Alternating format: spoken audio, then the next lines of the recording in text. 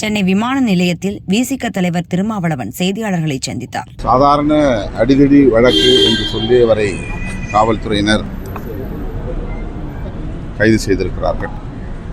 அதற்கு முன்னதாக அந்த இளைஞரின் பெற்றோரை பிடித்து காவல் நிலையத்தில் வைத்து உன் மகனை கொண்டு வந்து ஒப்படை என்றெல்லாம் அச்சுறுத்தியதாகவும் சொல்லப்படுகிறது. அதன் பின்னர் உன் மகன் கிடைத்து விட்டால் நீ வீட்டுக்கு திரும்பலாம் என்று அந்த இளைஞனின் தந்தை தாயை வீட்டுக்கு அனுப்பிவிட்டார்கள்.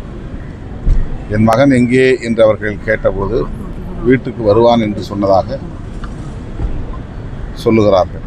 ஆனால் அதன் பிறகு அவன் மருத்துவமனையில் இருக்கிறான், அவனுக்கு மாற்று உடை வேண்டும் என்று காவல்துறையை சார்ந்தவர்கள் குறிப்பிட்டு சொல்ல அங்கே போய் பார்த்தபோது அவனை அங்கிருந்து மதுரைக்கு மாற்றிவிட்டார்கள் என்று தெரிய வர, மதுரையில் போய் பார்த்தபோது அவன் சொல்லியிருக்கிறான், என் உடம்பிலிருந்து இரத்தத்தை எடுத்தார்கள், சாதியை சொல்லி அடித்தார்கள், நீ இந்த சாதியில் பிறந்துவிட்டு மேல் சாதி இளைஞனை தாக்கக்கூடிய அளவுக்கு உனக்கு தைரியம் வந்து விட்டதா என்றெல்லாம் கேட்டடித்தார்கள் என்று தன் தந்தையிடம் அந்த இளைஞன் சொன்னதாக உயிரிழந்த அந்த இளைஞனின் தந்தை என்னிடத்திலே கூறினார். கதறி அழுதார். காவல்துறையின் கட்டுப்பாட்டில் இருக்கிற போது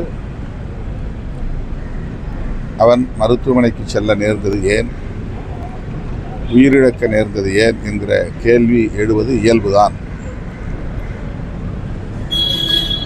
காவல்துறையினர் அதற்கு உரிய விளக்கத்தை அளிக்கவில்லை. எனவே தமிழ்நாடு அரசு இதில் உரிய நடவடிக்கையை மேற்கொள்ள வேண்டும். அவன் உயிரிழப்புக்கு காவல்துறையினர் காரணமாக இருந்தால் அவர்கள் மீது கடும் நடவடிக்கை எடுக்க வேண்டும்.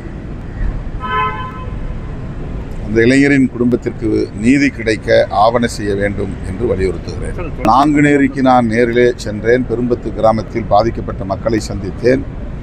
ஒரே இடத்தில் தலித்துகளும் நாடார் சமூகத்தை சார்ந்தவர்களும் வசிக்கிறார்கள். அவர்களுக்கிடையில் இந்த சாதிய பிரச்சனைகள் இல்லை. அதே பகுதியில் மறவர் சமூகத்தை சார்ந்தவர்களும் வசிக்கிறார்கள். அவர்களுக்கிடையில் எந்த சாதிய பிரச்சனையும் இல்லை. ஒற்றுமையாக வாழ்கிறார்கள். ஆனால் வெளியில் இருந்து ஒரு கும்பல் வந்து அவ்வப்போது இதுபோல பிரச்சனைகளை செய்துவிட்டு யாரோ ஒரு பெயரை சொல்லி வாழ்க என கோஷம் போட்டு போகிறார்கள். இதில் சாதியின் பெயரால் இயங்குகிற சமூக விரோத சக்திகளின் தொடர்பு இருக்கிறது என்று பாதிக்கப்பட்ட அனைத்து தரப்பாரும், குறிப்பாக தலித் மற்றும் நாடார் சமூகத்தை சார்ந்த பெண்மணிகள் வெளிப்படையாக இந்த பெயர்களை சொல்லி சாதியின் பெயரால் தான் இது நடக்கிறது, ஆகவே அவர்கள் மீது நடவடிக்கை எடுக்க வேண்டும். அதில் ஒரு அரசியல்வாதியின் குடும்பத்தை சார்ந்த பையனும் இடம்பெற்றிருக்கிறான். அவன் மீது நடவடிக்கை எடுக்க காவல்துறை தயங்குகிறது. எனவே இதனை மாண்புமிகு முதல்வர் அவர்களின் கவனத்திற்கு எடுத்துச் செல்ல வேண்டும் என்ற கோரிக்கையை வைத்தார்கள். விரைவில் முதலமைச்சரை சந்திக்கிற போது அது தொடர்பான ஒரு தகவலை அல்லது அறிக்கையை முதல்வருக்கு அளிக்க எண்ணியிருக்கிறோம். தென் மாவட்டங்களில் நாங்குநேரில் நடந்ததைப் போலவே சிவகங்கை அருகே இடைக்காட்டூர் கிராமத்திலும் அதே போல சாதியின் பெயரை சொல்லி தாக்குதல் நடந்திருக்கிறது. 2 சக்கர வண்டியில் 3 வண்டிகளில் வந்த 9 பேர் நாங்குநேரியில் எப்படி தாக்குதல் நடத்தி தப்பித்து போனார்களோ அதே போல இந்த கிராமத்திலும் நடந்திருக்கிறது. இதற்கு ஏதேனும் அரசியல் பின்னணி உள்ளதா என்ற கேள்வியும் எழுகிறது. ஆனால் சாதிய பின்னணி உள்ளது. எனவே இதில் அரசு தீவிரமான நடவடிக்கை எடுக்க முன்வர வேண்டும். சட்டம் ஒழுங்கை பாதுகாக்க வேண்டும். சாதியின் பெயரால் மக்களை பிளவுபடுத்துகிற இந்த முயற்சியை முறியடிக்க வேண்டும் என்று கேட்டுக்கொள்கிறேன். பாதிக்கப்பட்டு மருத்துவமனையில் அனுமதிக்கப்பட்டிருப்பவர்களுக்கு உயரிய சிகிச்சை அளிக்க வேண்டும். ஒருவர் உயிர் இன்னும் ஊசலாடுகிறது, அவர் பாதுகாக்கப்பட வேண்டும். ஏற்கனவே 2 பேர், ஒருவர் வட இந்திய இளைஞர், ஒருவர் தலித் இளைஞர். அந்த 2 குடும்பத்தினருக்கும் அரசு சட்டப்பூர்வமாக அவர்களுக்குரிய இழப்பீட்டை வழங்க வேண்டும். குறைந்தபட்ச நிவாரணமாவது அவர்களுக்கு வழங்க அரசு முன்வர வேண்டும். அரசு வேலைவாய்ப்பு வழங்க முன்வர வேண்டும். கலைஞர் கனவு திட்டத்தின் கீழ் வீடுகள் வழங்க 2 குடும்பத்தாருக்கும் மாவட்ட ஆட்சியர் நடவடிக்கை எடுத்திருப்பதாக கூறினார். ஆனால் இழப்பீடு தருவது சம்பந்தமாக எந்த முடிவையும் இன்னும் எடுக்கவில்லை என்று கூறினார். எனவே மாண்புமிகு முதல்வர் அவர்கள் அந்த படுகொலையில் பாதிக்கப்பட்ட குடும்பத்தினருக்கு, அதிலும் ஜான் மார்க் என்கிற தலித் இளைஞருடைய மனைவி, வாய்ப்பேச இயலாதவர், 2 பெண் பிள்ளைகள், சின்னஞ்சிறு பிள்ளைகள், அந்த குடும்பம் இன்றைக்கு நடுத்தெருவிலே அனாதையாக நிற்கிறது. அவன் எந்த குற்றமும் இழைக்காமல் கண்டந்துண்டமாக வெட்டப்பட்டிருக்கிறான். கைவாறு கால்வேறு என்ற துண்டு துண்டாக வெட்டியிருக்கிறார்கள். சாதி அடிப்படையிலே அவன் யாரிடமும் எந்த வம்பு தும்புக்கும் போனவன் இல்லை. ஆனால் அவன் கொல்லப்பட்டிருக்கிறான். ஆகவே இது மிக மோசமான ஒரு கலாச்சாரம்.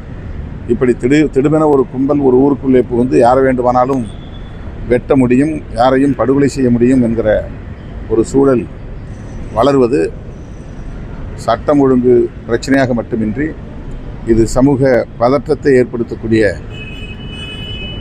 பெரும் அளவில் வன்முறைகளுக்கு வழிவகுக்கக்கூடிய சம்பவமாக இருக்கிறது.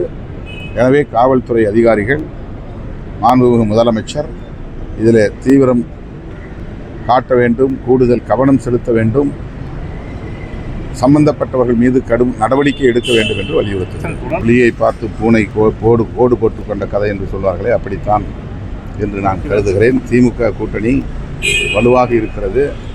பல்வேறு நலத்திட்டங்களை திமுக அரசு நடைமுறைப்படுத்தி வருகிறது.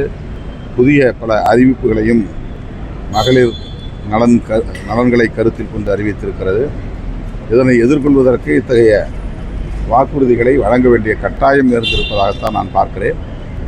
அது எந்த வகையிலும் திமுக கூட்டணியின் செல்வாக்கை பாதிக்காது என்று நம்புகிறேன்.